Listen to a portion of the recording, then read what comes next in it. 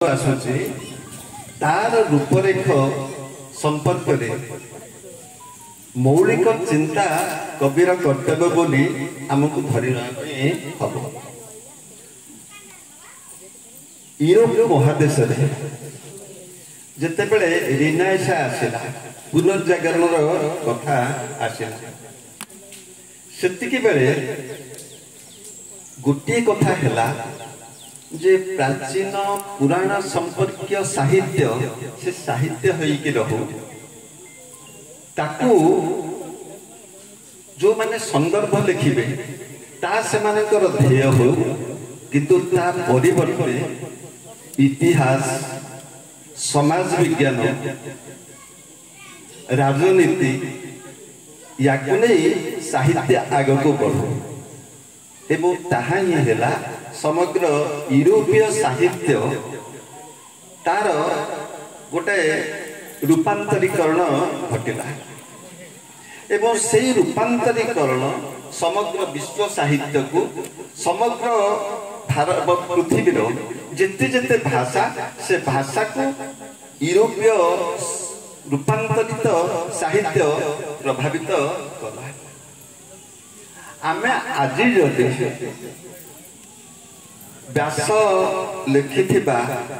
महाभारत को पाठ्य करी से भली किछि रचना रे समय सारिबा आमे व्यास होई परिबा ना आमे व्यास होई परिबा ना। व्यास नमस्य जो माने वेद रचना करथिले वेदर मंत्र दस्ता माने से माने नमस्य ताकू जानिबा किंतु आमे सत चेष्टा कले मध्य आउ वेदर जुग को जाई परिबा ना। आम पिला ता हाथ रे मोबाइल के से समग्र विश्व देखुछे तेणु आमे जदि केवल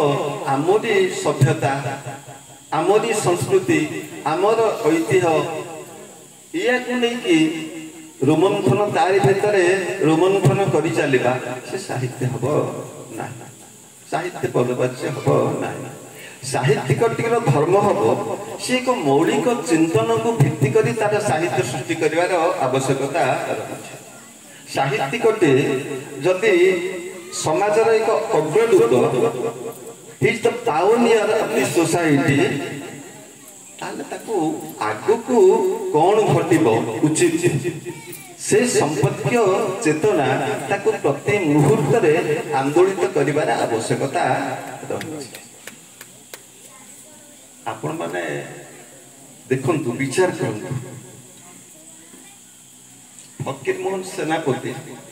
जते बेले 6 माण 8 गुंठ लिखिले से जो शब्द गुड़िक व्यवहार करछन्ते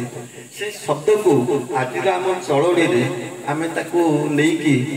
साहित्य रचना करि पाइबा तो ये तो माने बहुत पुराना कथा मु कहूनी फकीर मोहन सेनापति कथा कहूँ 6 माण 8 गुंठ हो लक्ष्मा हो प्राचित हो से अनेक शब्द अच्छी से शब्द गुड़िक संपर्क में अभिधान न देखिले पिला से संपर्क जानिब ना। आमे जते बेले 4 वर्ष रे आम पाखे जी शब्दर पुंजी थिला आमर 4 वर्षर पिला आज से घरे जी जिनिस से देखुची तार शब्दर पुंजी बहुत बहुत बहुत अधिक चलुची से शब्दर पुंजी को पाथ्य करी से आग को बढ़ से आग को बढ़ला बेले से अनुरूप साहित्य सृष्टि आमे जते बेले समाजर अग्रदूत बोली विचार करिबा धार्मिक साहित्य किंतु धर्म को भित्ति करी साहित्य भितर साहित्यिकटे मजी रहिले साहित्य आग को बढ़िबो नाही बोली बहुत साहित्यिक माने मत दिखते जेमति कि आपण माने गोटे कथा विचार कर जो ओपेरा साहित्य पदवाच्य सुंदर कथा से सुंदर सुंदर कथा अच्छे किंतु साहित्य आलोचनार परिसर भीतर को सी आसी पारि कि सी आसी पारि ना। ठीक कविकल भाव में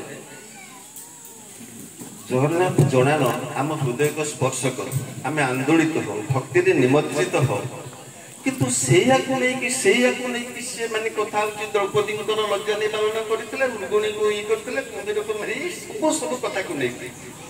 ଯଦି ଆମେ କହିବା ତାହେଲେ ସେ କଥାର ଦ୍ୱିରୁକ୍ତି ମାତ୍ର ହବ, ଦ୍ୱିରୁକ୍ତି ମାତ୍ର ହବ, ଦ୍ୱିରୁକ୍ତି ହବ। ତେଣୁ ଦ୍ୱିରୁକ୍ତି ସାହିତ୍ୟ ନୁହେଁ, ଦ୍ୱିରୁକ୍ତି ସାହିତ୍ୟ ନୁହେଁ।